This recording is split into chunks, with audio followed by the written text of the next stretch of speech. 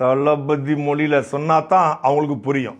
என்னாச்சு என்னாச்சு பக்காமாஸ் முதல்வரே, என்னாச்சு என்னாச்சு அனைத்து குடும்ப தலைவிக்கும் 2500 ரூபா கொடுப்புன்னு சொன்னீங்களே, அது என்னாச்சு? வேலையில்லா பட்டதாரிகளுக்கு 4000 ரூபா கொடுப்புன்னு சொன்னீங்களே, என்னாச்சு? ஒவ்வொரு வீட்டுக்கும் 6 சிலிண்டர் அப்படின்னு சொன்னீங்களே, அன்னபூரணி சூப்பர் 6, அது என்னாச்சு? சாதிவாரி கணக்கெடுப்பு ஆய்வு என்னாச்சு? தமிழர் நாகரிக அருங்காட்சியகம் அமைப்போம் அப்படின்னு சொன்னீங்களே, அது என்னாச்சு? மொழிப்போர் தியாகிங்க அவங்களுக்கு 2,50,000 ரூபாய் கொடுப்பேன்னு சொன்னீங்களே, அது என்னாச்சு? முதியோர் உதவித்தொகை 3000 ரூபாய் என்னாச்சு? மாற்றுத்திறனாளிகளுக்கு மாதம் ஓய்வூதியம் 3000 ரூபான்னு சொன்னீங்களே, அது என்னாச்சு? தறி வைத்திருக்கும் நெசவாள குடும்பத்திற்கு 30,000 ரூபாய் அப்படின்னு சொன்னீங்களே, என்னாச்சு? பழைய ஓய்வூதிய திட்டம் அப்படியே அமுல்படுத்தப்படும் அப்படின்னு சொன்னீங்களே, அது என்னாச்சு? தற்காலிக பணியாளர்கள் நிரந்தரமா பணி நிரந்தரம் செய்யப்படும் அப்படின்னு சொன்னீங்களே ராஜேந்திரன், அது என்னாச்சு? காவலர் சலவைப்படி போலீஸ்னா சும்மா அள்ளு அள்ளு. காவலர் சலவைப்படி 1000 ரூபாய் என்னாச்சு? காவலர் ஓய்வூதியம் 25,000 ரூபாய் கொடுப்பேன்னு சொன்னீங்களே, அது என்னாச்சு? தூய்மை பணியாளர்கள் தாய்மார்கள் ஓய்வூதியம் 4000 ரூபாய் கொடுப்பேன்னு சொன்னீங்களே, அது என்னாச்சு? வழக்கறிஞர் நல நிதி 3000 ரூபாய் கொடுப்பேன்னு சொன்னீங்களே, அது என்னாச்சு? உப்பள தொழிலாளர்கள், நானும் மீனவன் தாண்டா, உப்பள தொழிலாளர்களுக்கு மழைக்கால நிவாரண தொகை 7000 ரூபாய் என்னாச்சு? பரந்தூர் விமான நிலைய திட்டம் ரத்து அப்படின்னு சொன்னீங்களே, அது என்னாச்சு? அனைத்து அரசு பேருந்துகளையும் பார்த்திபன் வண்டியை ஓட்டுங்க, கட்டணமில்லா மகளிர் பயணம் அப்படின்னு சொன்னீங்களே, அது என்னாச்சு? பெண்களுக்கு விரைவு சிறப்பு நீதிமன்றம் அஞ்சலை அம்மாள் தெரியும்ல, நீதிமன்றம் அமைப்புன்னு சொன்னீங்களே, அது என்னாச்சு? கர்ப்பிணி பெண்கள் ஊட்டச்சத்து, ஒரு பெண்ணு சாதாரண இல்லடா, கர்ப்பிணி பெண்கள் ஊட்டச்சத்து உதவித்தொகை 25,000 ரூபாய் என்னாச்சு? விலையில்லா சானிட்டரி நாப்கின் சிங்கப்பெண்ணே கொடுப்பேன்னு சொன்னீங்களே, என்னாச்சு? 12ஆம் வகுப்பு 12th ஐஐடி டிப்ளமோ மாணவர்களுக்கு 2,500 ரூபாய் கொடுப்பேன்னு சொன்னீங்களே, அது என்னாச்சு? மாணவர்கள் ஸ்டூடெண்ட்ஸ் ஜென்சிஸ் பட்டப்படிப்பு முதல் ஆராய்ச்சி படிப்பு வரை பிணையில்லா கடன் கொடுப்பேன்னு சொன்னீங்களே, லோன் எஜுகேஷன் லோன் என்னாச்சு? வெற்றி தொழில் பயிற்சி திட்டம் என்னாச்சு? வெற்றி விவசாய உரிமை தொகை 15,000 ரூபாய் கொடுப்பேன்னு சொன்னீங்களே, என்னாச்சு? மீனவர் தடைக்கால நிவாரண தொகை, நானும் ராம்நாடு தாண்டா ராமேஸ்வரம், நிவாரண தொகை 20,000 என்னாச்சு? அரசு பள்ளி மாணவர்களுக்கு 10% இடஒதுக்கீடு கொடுப்பேன்னு சொன்னீங்களே, அது என்னாச்சு? அரசு கல்வியில் சேரும் மாணவர்களுக்கு கல்வி வாழ்வு நிதி 8,000 கொடுப்பேன்னு சொன்னீங்களே, அது என்னாச்சு? அனைத்து குடும்பங்களுக்குமான 2 கோடியே 50 கோடியே 2 கோடியே 50 லட்சம் காப்பீடு என்னாச்சு? அவர் ஸ்டைல சொன்னேன். அரசு மருத்துவமனை குறைந்த விலை மருந்துகள் என்னாச்சு? மாதம் ஒரு முறை மின்சார கட்டண கணக்கீடு என்னாச்சு? 150 நாள் ஊரக வேலை திட்டம் என்னாச்சு? சொத்து வரி குறைப்பு என்னாச்சு? 5 சிறப்பு திட்ட நிதிநிலை அறிக்கை என்னாச்சு? இப்படி எத்தனையோ என்னாச்சு என்னாச்சு என்னாச்சு அப்படின்னு கேட்கறதுக்கு பதிலா மொத்தமா இந்த பட்ஜெட் என்னாச்சு இப்படி காத்தோடு காத்தா பறந்தாச்சு. ஆனா இந்த விர்ச்சுவல் வாரியர்ஸ், இந்த சோகால் நடுநிலைவாதிகள், அரசியல் விமர்சகர்கள், மூத்த பத்திரிகையாளர்கள், திறன் ஆய்வாளர்கள், இவங்க எல்லாருக்குமே இந்த பட்ஜெட்டை பார்த்தீங்கன்னா குழு குழு குழுன்னு இருக்கும். தமிழ்நாட்டினுடைய நிதி சுமையை குறைப்பதற்கு இந்த பட்ஜெட்ல ஏதாவது இருக்கா அப்படின்னு நானும் கண்ணு கட்டின வரைக்கும் தேடி பார்த்தேன், எதுலையுமே இல்லை. தமிழ்நாட்டினுடைய விவசாயிகளுடைய வாழ்வாதாரத்தை உயர்த்துவதற்கு ஏதாவது இதுல இருக்குமா அப்படின்னு நானும் கண்ணு கட்டின வரைக்கும் தேடி பார்த்தேன், இல்ல.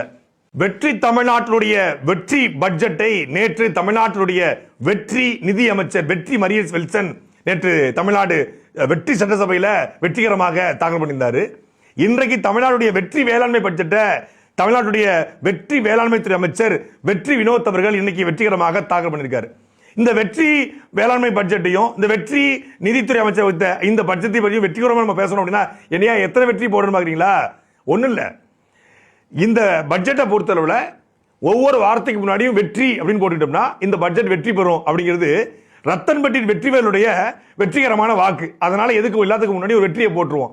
நம்ம எதுக்கு வெற்றி வணக்கம், இந்த ஒரு படம் உண்டு, நம்ம மரியாதைக்குரிய வெற்றிகரமான தமிழ்நாடு முதலமைச்சர் வெற்றி தலைவர் திரு விஜய் அவர்களுடைய படம் பிரியமானவன் படம். அந்த படத்துடைய கதை ஒரு அருமையான கதை. அது ஒவ்வொரு இளைய தலைமுறையும் தெரிந்து கொள்ள வேண்டிய கதை. அது அவருடைய வாழ்க்கையத்தை கிட்டத்தட்ட ஒத்து போன மாதிரி அந்த கதையா இருக்கும். அந்த பிரியமான படத்துல வெற்றி சிம்ரனை வெற்றி விவேக் அவர்கள் ஒரு ஒரு வெற்றி அவருடைய முதலாளிக்காக ஒரு பரிந்துரை பண்ணது போல ஒரு காட்சி. அப்போ அவங்களுக்கு ரொம்ப இந்த ப்ளூ கலர் பிடிக்கும். ப்ளூ கலர் பிடிச்சோன்னே இனிமேல் ஆஃபீஸ் எல்லாமே ப்ளூ தான், ப்ளூ மார்னிங், ப்ளூங்கோ, புளிப்போங்கோ அப்படிம்பாரு. அது மாதிரி எல்லாத்துக்கும் முன்னாடி ப்ளூன்னு போடுற மாதிரி இங்க எல்லாத்துக்கும் முன்னாடி வெற்றின்னு போட்டுக்கலாம். ஒரு பட்ஜெட்டை தயாரிப்பது எப்படி, ஐ மீன் வெற்றி பட்ஜெட்டை தயாரிப்பது எப்படி என்றால், ஒரு ஸ்பூனில் ஐ மீன் ஒரு வெற்றி ஸ்பூனில் வெற்றிகரமாக வெற்றி என்ற வார்த்தையை எடுத்துக்கொள்ளவும், ஒரு வெற்றி ஸ்பூனில் வெற்றிகரமாக மேம்படுத்தப்பட்ட என்ற வார்த்தையை எடுத்துக்கொள்ளவும், ஒரு வெற்றி ஸ்பூனில் வெற்றிகரமாக சிறப்பு என்ற வார்த்தையை எடுத்துக்கொள்ளவும், ஆங்காங்கே அண்ணன், தாய்மாமன், தளபதி என்ற வார்த்தைகளை சேர்த்துக் கொள்ளவும். அப்படி சேர்த்து கொண்டால் சூடான சுவையான வெற்றி பட்ஜெட் ரெடி ஆகிவிடும். இதுதான் இந்த வெற்றி பட்ஜெட் தயாரிக்கக்கூடிய முறை. கடந்த ஆண்டு ஏற்கனவே திமுக வெளியிட்ட பட்ஜெட்ல இந்த மாதிரி வெற்றி, மேம்படுத்தப்பட்ட, சிறப்பு, அண்ணன், தாய்மாமன், தளபதி என்கிற வார்த்தைகளை சேர்த்து கொண்டால் வந்துடும். நான் வெள்ளாடு கேள்விப்பட்டிருக்கேன், செம்பரி ஆடும் கேள்விப்பட்டிருக்கேன். ஆனா முதலாக வெற்றி ஆடை இப்பதான் கேள்விப்படுறேன். ஆடை வெற்றி கேள்விப்பட்டிருக்கேன், ஆடை வெற்றி கேள்விப்பட்டதே இல்லை. வெற்றி மகளிர் ஆடு வளர்க்கும் திட்டமா, ஆடு மாடு மேய்த்தல் திட்டத்தை வெற்றின்னு சேர்த்துட்டாங்க. இப்படி பல்வேறு வெற்றிகளை போட்டிருக்காங்க. 1,75,000 கோடி ரூபாய் இந்த 26-27 ஆண்டுக்கான கடன் வாங்க போறோம் அப்படின்னு சொல்லி தமிழ்நாடு வெற்றி தமிழ்நாடு அரசினுடைய வெற்றி அமைச்சர்கள் சொல்லியிருக்காங்க. இப்ப 2 மாசத்திலேயே ஐ மீன் 100 நாட்கள்லயே 21,000 கோடி ரூபாய் கடன் வாங்கியிருக்காங்க. தமிழ்நாட்டினுடைய ஐ மீன் வெற்றி தமிழ்நாடுடைய வெற்றி தலைமைச் செயலகத்தினுடைய நிதித்துறை கூடுதல் செயலாளர் வெற்றி சித்திக் அவர்கள் சொல்லியிருக்காரு, வெற்றிகரமான பாதையில தமிழ்நாடு போகணும் அப்படின்னா வெற்றிகரமாக கடன் வாங்குவது தப்பு இல்லை அப்படின்னு சொல்லி அவரும் வெற்றிகரமாக சொல்லியிருக்காரு.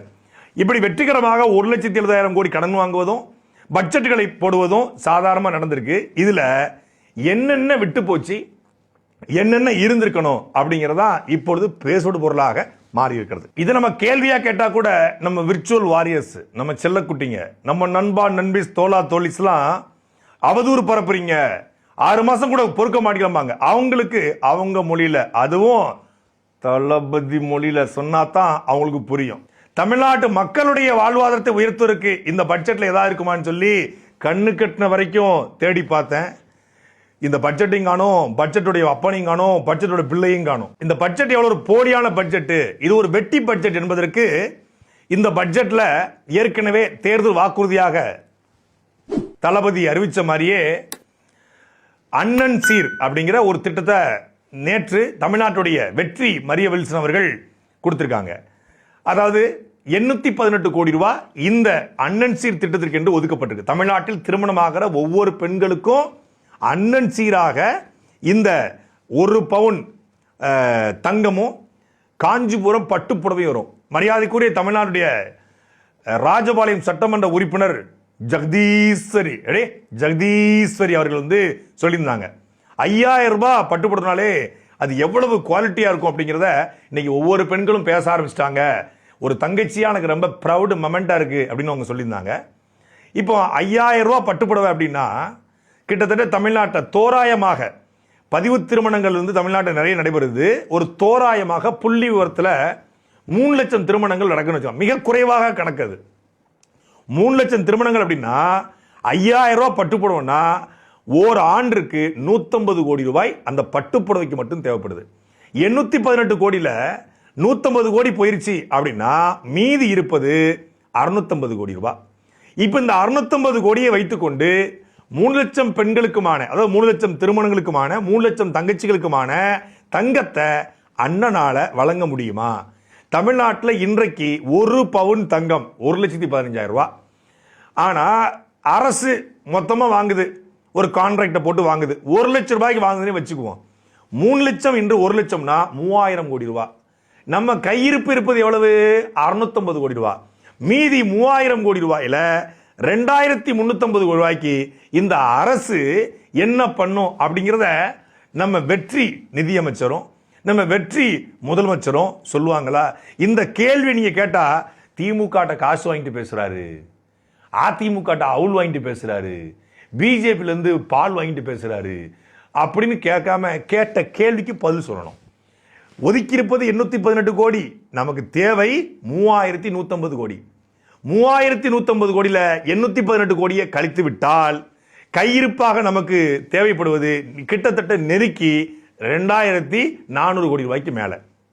இந்த 2400 கோடி ரூபாயை ஏற்கனவே தமிழக முதலமைச்சர் சேர்த்து வச்சுக்கிற காசுல இருந்து கொடுப்பாரா, இல்ல ஒரு தங்கச்சி சொன்னாங்களே மற்றவங்க எல்லாம் மக்கள் படத்தை எடுத்து செலவு பண்ணுவாங்க, எங்க அண்ணன், எங்க விஜய், எங்க விஜி, எங்க விஜிமா அவர் பணத்தை கொடுப்பாருன்னு சொன்னாங்களே, அது மாதிரி சொத்த போனா வித்து கொடுப்பாரா?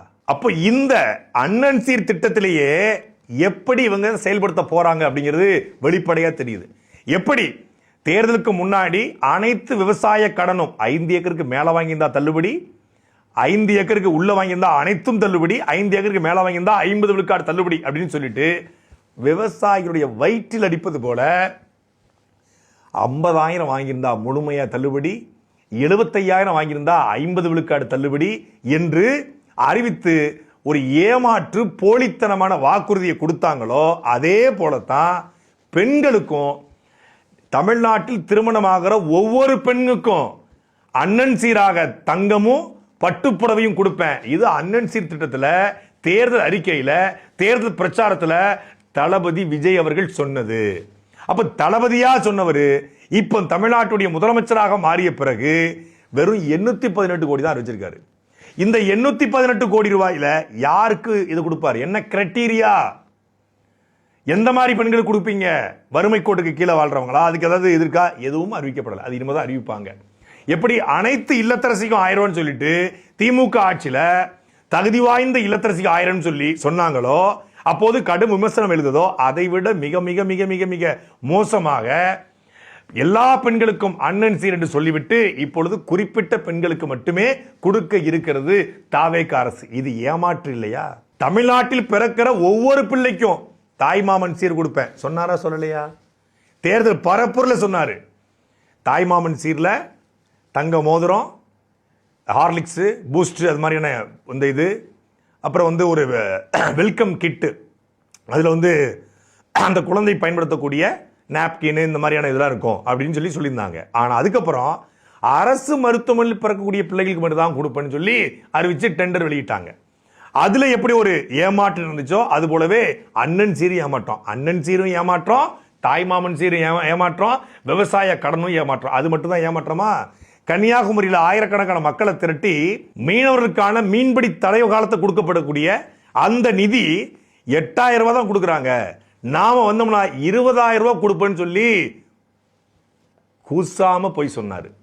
இப்போ அது அறிவிக்கப்பட்டிருக்குதா என்றால் அந்த 8000 கூட அறிவிக்கப்படல. இது ஏமாற்று இல்லையா? அன்னபூரணி சூப்பர் 6 ஒவ்வொரு பொண்ணும் ஓட்டு போட்டுச்சு. அன்னபூரணி வர போறாடா, வீடு தேடி வர போறாடா, 6 சிலிண்டரா அப்படின்னாங்க. கடைசியில் பார்த்தா அன்னபூரணி சூப்பர் 6க்கு மானியம் வழங்கப்படுனாரு. இப்ப மானியமும் வழங்கப்படல, வழங்கப்படல. திமுக பெண்களுக்கு மட்டும் நகர பேருந்து இலவசம், அதிமுக ஆணுக்கும் பெண்ணுக்கும் நகர பேருந்து இலவசம். நாங்க தமிழ்நாடு முழுக்க பெண்களுக்கு இலவசம்.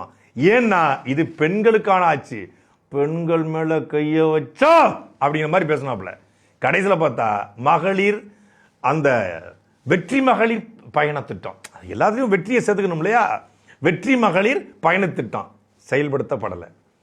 இன்னொரு பக்கம் படித்து விட்டு வேலை இல்லாமல் இருக்கக்கூடிய பட்டதாரிகளுக்கு 4000 ரூபாய்.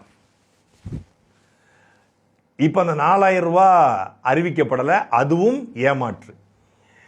கிளாம்பாக்கத்தில் செவிலி தாய்மார்கள் திமுக அரசை கண்டிச்சு போராடினாங்க. அங்க தமிழ்நாட்டுடைய இன்றைய நெடுஞ்சாலைத்துறை அமைச்சர் மரியாதைக்குரிய சகோதரர் ஆதவ் அர்ஜுனா போய் நின்று எல்லார்ட்டையும் பேசினார். நாங்கள் வந்தால் இதை சாத்தியப்படுத்துவோம் அப்படின்னாரு. அடுத்த வாரமே சென்னையில் தூய்மை பணியாளர் போராடினாங்க. அதுக்கு அடுத்த வாரமே தமிழ்நாட்டுடைய மருத்துவ பணியாளர்கள் கம்பவுண்டர்ஸ் போராடினாங்க. வட்டார ஒருங்கிணைப்பாளர்கள் கிராமத்தில் இருக்கக்கூடிய சுய உதவி குழுக்களுக்கு லோன் பெற்று தரக்கூடிய வட்டார ஒருங்கிணைப்பாளர் போராடினாங்க. எதுக்கு? பணி நிரந்தரம் கேட்டு. இந்த தேர்தல் அறிக்கையில் 3 மணி நேரமா சட்டசபையில் 3 மணி நேரமா நல்லா சட்டசபையில் வாய்ச்சாங்க. இந்த 3 மணி நேரத்தில் நானும் எப்பயாச்சும் எப்படியாவது இந்த பணி நிரந்தரத்தை கொடுத்துருவாங்க, நம்ம தாவேக்காவுடைய வெற்றி அரச, வெற்றி முதல்வரை, வெற்றி தமிழ்நாடு அமைச்சர்களை பாராட்டுவதற்கு ஒரு 4 வார்த்தை கிடைக்கும். சும்மா விமர்சனமே பண்ணிக்கிட்டு இருக்கோம், ஒரு 2 பாராட்டுகளையும் கொடுப்போம். சொன்னதை செஞ்சிருக்காங்கன்னு சொல்லி காதுக்குள்ள விளக்கெண்ண மண்ணெண்ண வேப்பெண்ணெய் எல்லாத்தையும் ஊற்றி காத்திருந்தேன். ஆனா என் காது வெந்ததுதான் மிச்சம். கடைசி வரைக்கும் அவங்க சொல்லவே இல்லை. சரி, பாராட்டுறதுக்கு எதுவுமே கிடைக்காதான்னு பார்த்தா ஒன்று இருந்துச்சு. உண்மையிலே ஒன்று இருந்துச்சு.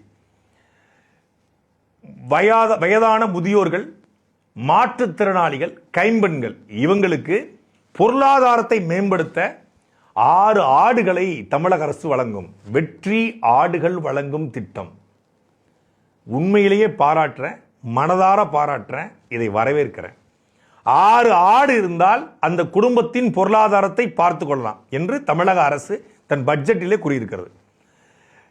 தன் கணவனால் கைவிடப்பட்ட கைம்பெண்கள், இல்லை கணவனை இழந்த கைம்பெண்கள், மாற்றுத்திறனாளிகள், முதியோர்கள், இவர்கள் இந்த 6 ஆடுகளை வைத்து தங்கள் வீட்டின் பொருளாதாரத்தை மேம்படுத்த முடியும் என்றால், ஒரு 6 ஆடு அந்த வீட்டின் பொருளாதாரத்தை மேம்படுத்தும் என்றால் 6000 ஆடுகள் இருந்தால் நாட்டின் பொருளாதாரம் மேம்படுமா மேம்படாதா?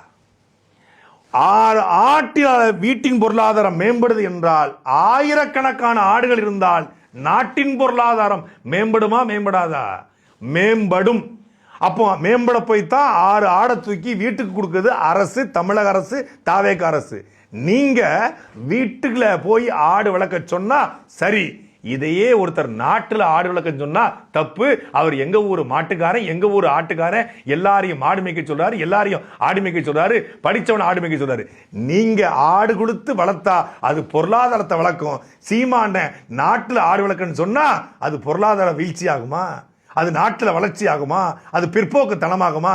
சரி, ஆடு கொடுத்தா வீட்டின் பொருளாதாரம் வளரணும்னா கரூர்ல இறந்து போன 41 குடும்பத்துக்கும் நீங்க 6 ஆடு கொடுக்க கூடாது? ஏண்டா முட்டா பசங்களா? ஏண்டா மூலகட்டவனுங்களா? ஏண்டா தற்குறிகளா? ஏண்டா தரங்கட்டவனுங்களா? ஒரு மனுஷன் நாட்டினுடைய பொருளாதாரத்தை வளர்க்க நான் ஆடு வளர்ப்பேன், மாடு வளர்ப்பேன், தமிழ்நாட்டுடைய பால் சந்தை கிட்டத்தட்ட 1 லட்சம் கோடி, ஆட்டின் சந்தை 50,000 கோடி, மாட்டின் மதிப்பு 30,000 கோடி, 2 லட்சம் கோடிக்கு மேல தமிழ்நாட்டில் இந்த பால் மட்டும் பால் சார்ந்த பொருட்கள் இருந்து வருது. இது ஆந்திரால இருந்து வருது. வெறும் ஆவின் தான் இருக்கு. அது ஆந்திராவின் பால், ஆந்திராவின் கறி, ஆந்திராவுடைய சிக்கனாக மட்டனாக இருக்கு. அதனால என் நாட்டுக்குள்ளே ஆட்டையும் மாட்டையும் வளர்த்து ஆடு மாடு மேய்ப்பதை அரசு வேலையாக மாற்றி என் ஆத்தாளும் அப்பனுக்கும் 25,000 ரூபாய் சம்பளத்தை கொடுப்பேன் அப்படின்னு சொன்ன போது அவரை கிண்டல் பண்ணிட்டு, இவன் வீட்டினுடைய பொருளாதாரத்தை வளர்க்க 6 ஆடு கொடுக்குறீங்களே, அப்ப அவரை மட்டும் ஏன்டா கிண்டல் பண்ணீங்கன்னு சொல்லி எங்க ஊர்ல ஆடு மேய்க்கிற ஒரு அண்ணன் ஒருத்தன் எனக்கு காலையில வாட்ஸ்அப்ல அனுப்பியிருக்காரு. என்ன எப்படி முட்டா பையல, தற்குறி பையல, தரங்கட்ட பையல, அறிவு கட்டவங்கள அப்படின்னு கேட்டிருக்கீங்களே அப்படின்னு கேட்டதுக்கு இவங்களை வேற நல்ல வார்த்தை சொல்லி எப்படிப்பா கேட்கறதுன்னு அவர் கேட்கிறாரு. எனக்கும் அது சரின்னு தான் தோணுச்சு. படமா ஆந்திரால இருந்து காப்பி படிப்பாப்ல, ட்ரெஸ்ஸா ஆந்திர முதல்வர்கிட்ட இருந்து காப்பி அடிப்பாப்ல, ஒரு சில கட்சியினுடைய கொடி கொள்கைகளை நாம் தமிழர் கட்சியிலிருந்து காப்பிடிப்பாப்ல. இந்த திட்டத்துக்கான பெயரை கடந்த ஆட்சியிலிருந்து காப்பிடிச்சிருக்காப்ல. இது ஒரு குத்தம்னு பேசுறாங்க. உலகம் உங்கள் கையில் கடந்த ஆட்சியில லேப்டாப் வழங்குவதற்கு வைத்திருந்த ஒரு பெயர், அதை இப்போ வெற்றி மடிக்கணினி திட்டம். கடந்த ஆட்சியில நான் முதல்வன் அப்படிங்கிற திட்டம் இப்ப வெற்றி திறன் பயிற்சி திட்டம். அந்த நான் முதல்வன் அப்படிங்கிறது, முதல்வன் அப்படின்னாலே எப்படி பார்த்தாலும் இவரை குறிக்கல அப்படின்னு முடிவு பண்ணிட்டாப்ல. முதல்வன்னா எப்படி நம்மளை ஏத்துக்க மாட்டாங்க. ஏன்னா நம்மளை நம்ம ஏத்துக்கிட்டு அடுத்தவன் ஏத்துக்குவான். எப்படி பார்த்தாலும் முதல்வர்னு கூப்பிட மனசு வர மாட்டுக்கு பல பேருக்கு. அதனால அது வெற்றி திறன் பயிற்சி திட்டம். அப்புறம் கலைஞர் கனவு இல்லம் கடந்த ஆட்சியில அதை வெற்றி வீடு திட்டம்னு மாத்திருக்காங்க. அப்புறம் பாத்தீங்கன்னா கடந்த ஆட்சியில உழவன் செயலி, இந்த ஆட்சியில அது உழவன் செயலியா இப்ப ஏஐ உழவர் செயலி. ஏன் இரு அப்படிட்டீங்க? சின்ன வயசுல தான் அவர் சரவணன், இப்ப வளர்ந்தார் அவர் சரவணர் அப்படிங்கிற மாதிரி. அப்ப அது உழவன், இப்ப 5 வருஷம் ஆகி வந்துட்டார்ல, அதனால ஒரு உழவர் அப்படின்னு இர் சேர்த்துட்டாங்க. அப்புறம் முதலமைச்சரின் மண்ணுயிர் காய்த்து மண்ணுயிர் காப்போம் திட்டம். அப்போ ரொம்ப பெருசா இருக்குங்க. அப்ப என்ன பண்ணுவோம்? மண்வள பாதுகாப்பு இயக்கம் சுருக்கிட்டாங்க. எண்ணெய் வித்துகள் இயக்கம், பயறு வகைகள் மற்றும் எண்ணெய் வித்து பயிர் வகைகள் தண்ணீருக்கான இயக்கம். எண்ணெய் வகைகள் வித்துகள் இயக்கம்னு சொல்லி சிறுசா இருந்துச்சு. அத பயறு வகைகள் மற்றும் எண்ணெய் வித்து பயிர்கள் தண்ணீர் இயக்கம். முதலமைச்சரின் மண்ணுயிர் காத்து மண்ணுயிர் காப்பம் இயக்கம் பெருசா இருக்குன்னு சொல்லி மண்வள இயக்கம்னு சுருக்கிருக்காங்க. எண்ணெய் வித்துகள் இயக்கம் சிறுசா இருக்கு, அதை பெருசாக்கிருக்காங்க.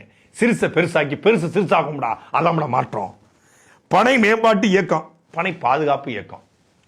ஒருங்கிணைந்த தென்னை வளர்த்திட்டம், தென்னை சிறப்பு திட்டம். இப்படி இருந்தா அப்படி போடு, அப்படி இருந்தா இப்படி போடு, எப்படியாவது போடு, அப்படி போடு போடு. அப்புறம் நம்முடைய தமிழ்நாட்டுடைய வெற்றி நிதி அமைச்சர் வெற்றி மரிய வில்சன் நேற்று வெற்றிகரமாக ஒரு திட்டத்தை அறிவிச்சார். என்ன தெரியும்ல? Super clean super campus. அது என்ன super clean super campus? Super CM ஆட்சியில சூப்பர் சேஃப்டியை உருவாக்க சூப்பர் ஸ்டூடெண்ட்டை வச்சு super clean super campus. Super super super super 5 super. இதை பார்த்தோன்னே என்ன தோணுச்சு? தரமணி படத்தில் ஒரு அம்மா சொல்லும், அவன் என்ன பண்ணா, எப்படி பண்ணா, என்னோட நல்லா பண்ணானா, உன்னை விட super super super super super super super. அது மாதிரி இருந்துச்சு.